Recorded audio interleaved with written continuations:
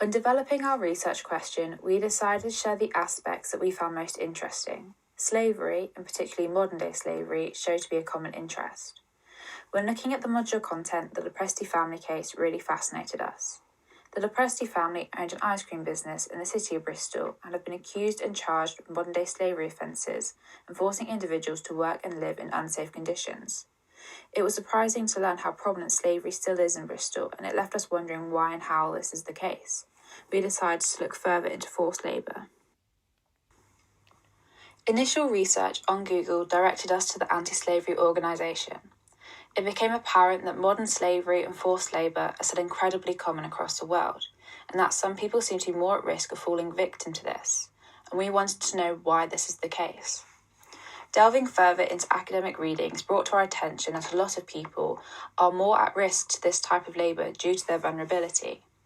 For example, Abadir emphasised that it is those who are marginalised who are vulnerable, and Craig highlighted this vulnerability is common in migrant workers. This really piqued our interest, and we wanted to find out more about why these individuals are more vulnerable. Potter and Hamilton made it evident that there are a number of socio-economic factors which make an individual more susceptible, including relying on an employer for accommodation and information involving their rights, as well as a desperation for earning money.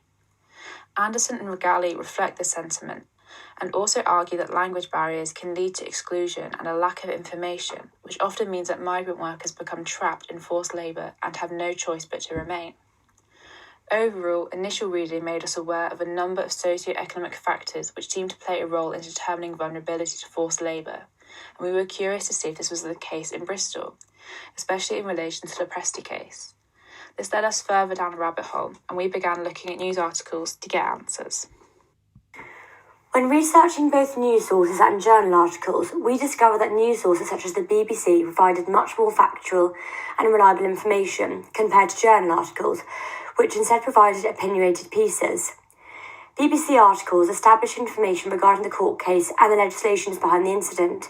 For example, BBC articles regarding the case commented how Judge Lynn Matthews quoted, "There's a risk that you will commit a human trafficking or slavery offence." However, the charges regarding bodily harm were eventually dropped due to the case of his dementia. Background information such as this underpins all academic sources, meaning it continues to be essential when examining both. This initial research and our rabbit hole led to the development of our research question. In relation to the Lopresti family case, how does the socio-economic status of an individual affect their susceptibility to forced labour? As well as providing fundamental information which underlies academic sources and literature for research, the news articles also comment specifically on the worker's health.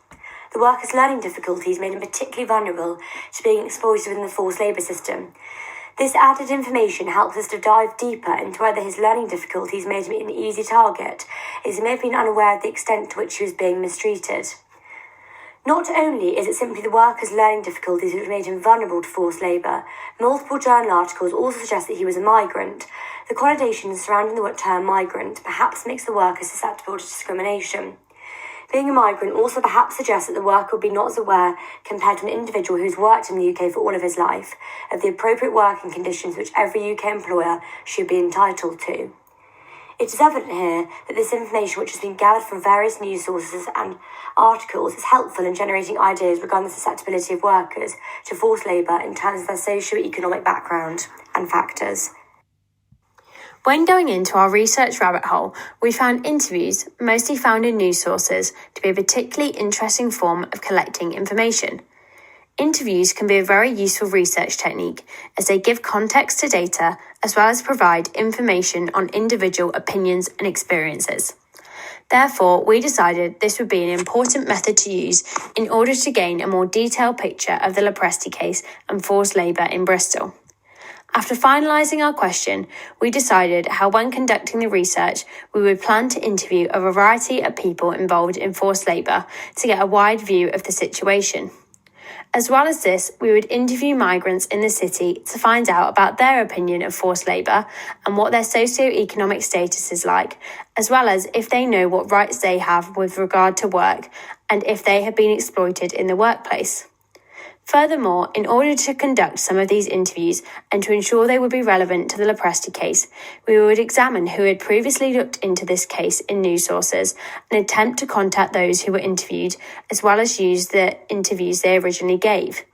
In addition to this, all interviewees would be asked about the Lopresti family and if they knew any details of this case, allowing us to potentially find new lines of inquiry.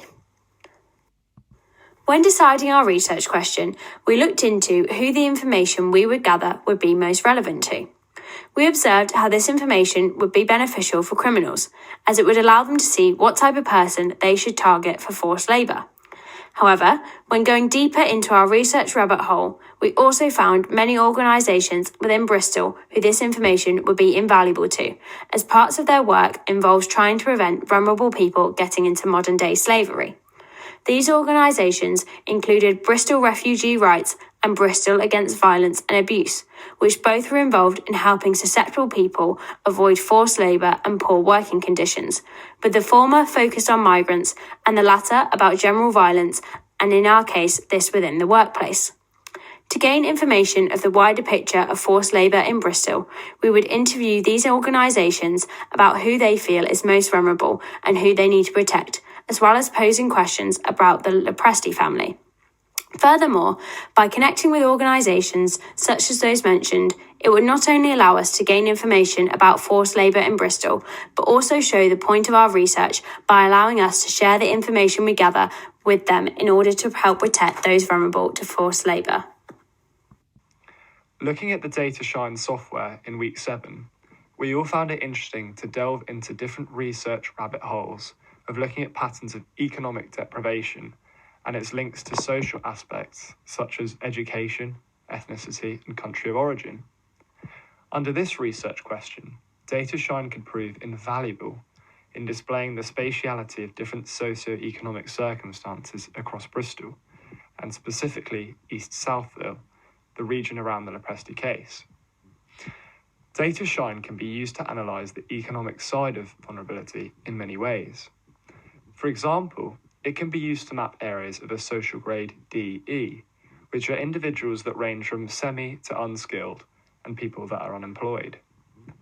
The image to the left, for example, displays East Southville as having 40% of its residents with a DE grade. Clearly then, a deprived area, likely economically vulnerable to exploitation, as seen with the Lopresti case. Furthermore, information such as housing tenure and whether it is rented or owned can further depict economic circumstances. But likewise, it can also depict the social side of susceptibility.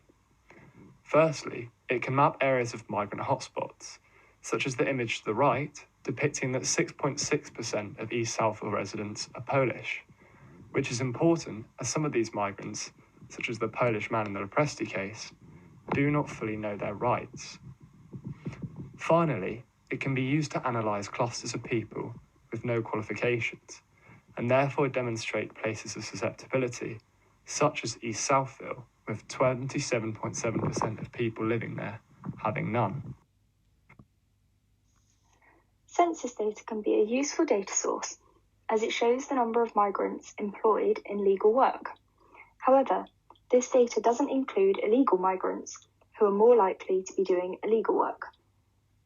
Census data would help us to answer our question, as we could compare it to other data sources, such as interviews, to better understand cases of modern slavery. In summary then, it's fair to say as a group that we fell down a highly significant rabbit hole. We found the topic of modern slavery in Bristol extremely shocking, and therefore decided to delve into various journal and news articles which captured our interest. If we were to carry out this research question, we would use a mixture of quantitative, in the form of Data Shine and census data, and qualitative data in the shape of news sources, journal articles, and interviews as our research methods. The socio-economic factors which we would examine include the additional needs of persons with disabilities, such as the Polish man exploited in the Lopresti case, and their economic status in relation to migrants' backgrounds.